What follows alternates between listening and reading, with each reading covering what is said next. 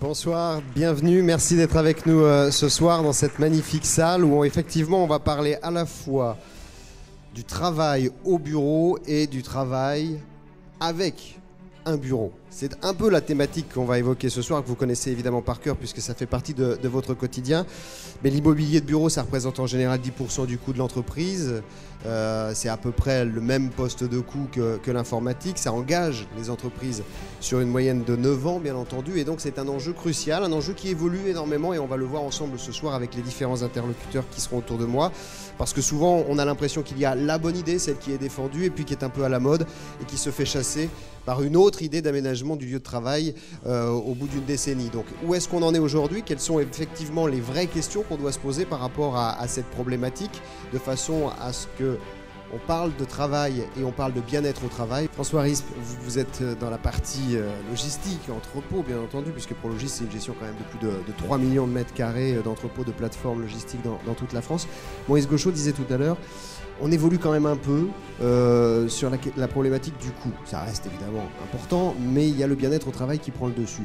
Ça se retrouve aussi dans les grands entrepôts en périphérie pour tous les aspects logistiques. C'est vrai que la logistique, comme l'immobilier, c'est souvent considéré comme une source de coûts. Est-ce que ça, c'est en train de bouger ? Oui, alors c'est une tendance de fond, c'est une tendance structurelle, mais c'est une tendance qui va beaucoup moins vite que dans les bureaux. Le coût reste quand même un élément central dans ce métier, parce que la logistique, à tort ou à raison, a toujours été perçue comme un centre de coût. Néanmoins, il y a 2-3 facteurs qui évoluent. Le premier, c'est que la logistique, finalement, ça s'insère dans une chaîne logistique globale. Et donc, l'entrepôt en lui-même n'est plus un seul élément pris, j'allais dire, de façon individuelle, mais qui s'en sert dans un ensemble. Et donc, ça devient un élément également de marketing pour les grandes marques, parce qu'on est dans une logique du juste à temps, on est dans une logique où il faut pouvoir livrer le consommateur final. Il faut donc être relativement près des grands bassins de consommation.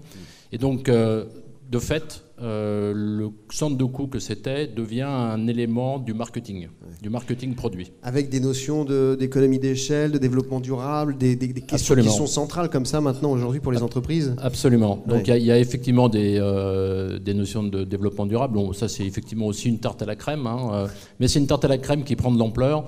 Pour plusieurs raisons. D'abord parce qu'on essaye de développer aussi des immeubles un peu plus intelligents qu'ils ne l'étaient dans le passé. Deuxièmement, parce que c'est aussi des immeubles qui consomment de l'énergie, qui consomment de l'électricité.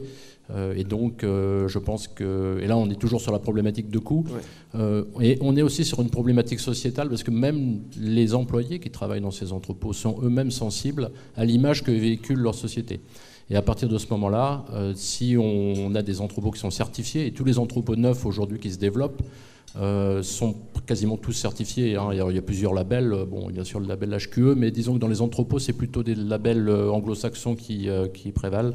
Donc le label LEED ou BREEAM qui sont cherchés. Mais est-ce que ça veut dire que pour limiter aussi le turnover dans ces entrepôts, dans ces métiers-là, on doit valoriser le lieu de travail, y compris quand ce sont des grands entrepôts, de plus en plus grands d'ailleurs, parce qu'on est quand même dans une course au mètre carré assez affolante dans ce domaine-là. Oui, alors ça c'est une tendance très très récente.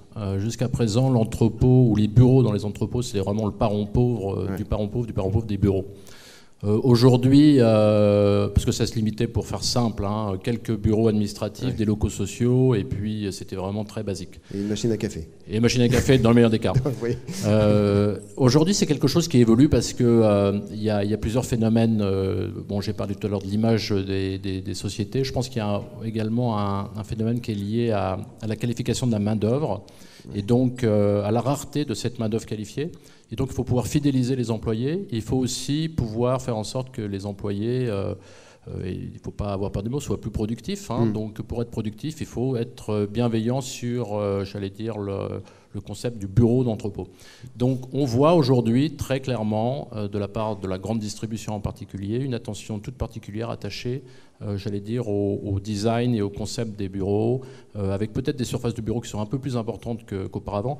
Alors de façon un peu marginale aujourd'hui, mais je pense que ça va prendre de l'ampleur. Et puis surtout un attachement beaucoup plus important sur le soin apporté, j'allais dire, à la décoration intérieure, mais également à la conceptualisation de l'espace, au confort de l'espace, et ça c'est une tendance qui est nouvelle. Donc ça veut dire que nos clients sont prêts à avoir des bureaux un petit peu plus spacieux, un peu plus confortables dans les entrepôts, ce qui est quand même une tendance assez nouvelle. Et ça va continuer, je pense. Vous diriez que le e-commerce qui se développe évidemment depuis 10 ans de façon importante et qui s'assoit finalement énormément sur la logistique, a besoin aussi de donner une image plus valorisante de sa chaîne logistique, de ses entrepôts, puisque c'est bien souvent pour des grandes marques internationales, alors on va penser à Amazon évidemment, le seul moyen de savoir qu'ils sont en France. C'est par ces entrepôts, par cette logistique.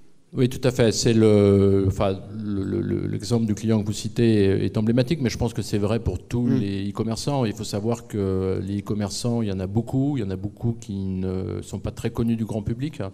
Mais il y a environ, dans le monde, à peu près 1000 sociétés de e-commerce qui font plus d'1 milliard de chiffre d'affaires. Et donc ces sociétés-là, elles ont besoin effectivement d'entrepôts. C'est un métier qui est le métier de la logistique du e-commerce qui requiert énormément de main-d'œuvre, donc des ratios de bureaux très importants, beaucoup de personnel qui travaille dans l'entrepôt, et donc également des soins importés à l'intérieur de l'entrepôt pour le confort des employés.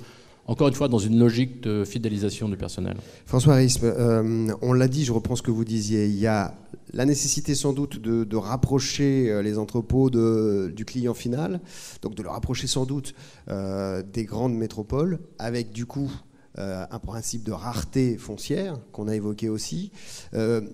Quand on a préparé cette table ronde, vous m'avez dit on va peut-être aller vers des entrepôts en forme de tour, quoi. C'est-à-dire qu'aujourd'hui, on fait évoluer l'entrepôt dans une direction qui compresse la rareté foncière aussi, quoi, qui s'apparente à ça, qui s'accapare cette difficulté. Oui, alors peut-être qu'il faut remettre votre question dans une perspective d'abord géographique et ensuite historique. Géographique parce que la France, c'est un pays qui est relativement plat. Il y a bien sûr des massifs montagneux. Je ne suis pas là pour vous faire un cours de géographie. Mais néanmoins, c'est un pays qui est relativement plat. Donc le foncier a été historiquement toujours disponible. Ensuite, dans une perspective historique, parce qu'au lendemain de la Deuxième Guerre mondiale, très clairement, l'État a pris en charge l'aménagement du territoire. Bien sûr. Et donc, de ce fait, il a aménagé également des zones logistiques. Il y en a dans le nord de Paris qui ont été clairement pilotées dans les années 60 dans cet objectif-là. Aujourd'hui, la planification du territoire, c'est peut-être quelque chose qui a un peu disparu. Ça, c'est le premier point. Le deuxième point, on est dans une économie mondiale, dans une économie où aujourd'hui il y a 7 milliards d'habitants sur la planète. Dans une trentaine d'années, il y en aura 9. Et donc, la prépondérance du terrain agricole va reprendre toute sa place qui était celle un peu dans une perspective vraiment très historique. Donc il y aura encore moins de foncier disponible. Donc il y aura un peu moins de foncier disponible. Ça s'inscrit également dans une démarche citoyenne. Je pense que les citoyens aujourd'hui sont très sensibles à cet aspect-là. La consommation du foncier, c'est quelque chose qui interpelle quasiment chacun d'entre nous. Et donc plus le temps va passer, plus ce foncier va devenir rare.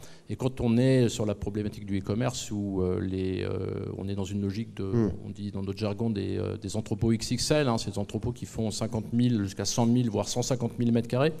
Et ce n'est pas une vue de l'esprit. Aux États-Unis, on construit des entrepôts de 150 000 mètres carrés, on construit même des entrepôts de 150 000 mètres carrés en blanc. Donc cette logique-là, elle ne va pas disparaître, elle va s'accentuer et donc va se poser très clairement à horizon. Alors ça va dépendre un peu du rythme de croissance en France, mais dans un horizon 3, 5 ans, 10 ans, une pénurie de foncier pour pouvoir accueillir ce genre de projet, et même des projets beaucoup plus petits, des projets et donc là on verra monter peut-être des entrepôts. Donc il n'est pas impossible qu'effectivement on s'inscrive dans cette logique, qui était d'ailleurs une logique, encore une fois, qui avait été planifiée par l'État dans les années 50-60, où chacun sait que dans Paris il y a des entrepôts à étages, quelques-uns ont été détruits, d'autres sont toujours debout. Je ne sais pas s'ils vont rester debout longtemps, mais il est possible qu'on refasse ce qu'on est en train de défaire, et c'est même vraisemblable. Et si on met ça dans une perspective, j'allais dire, de comparaison avec d'autres pays, vous prenez le Japon. Alors le Japon, c'est un pays, évidemment, où la géographie est beaucoup plus torturée qu'en France, et vous avez quasiment peu d'espaces plats. Et par conséquent, ces espaces-là sont utilisés pour la logistique, pour construire en hauteur. Donc on est sur des entrepôts qui font 100, 120 000 m² sur 6-7 niveaux. Et c'est vraisemblablement des choses qu'on verra à horizon de 10-15 ans. Chez nous. Merci beaucoup François Rispe, directeur général de Prologis Europe du Sud, et Maurice Gauchot, président de CBRE. Merci à vous deux.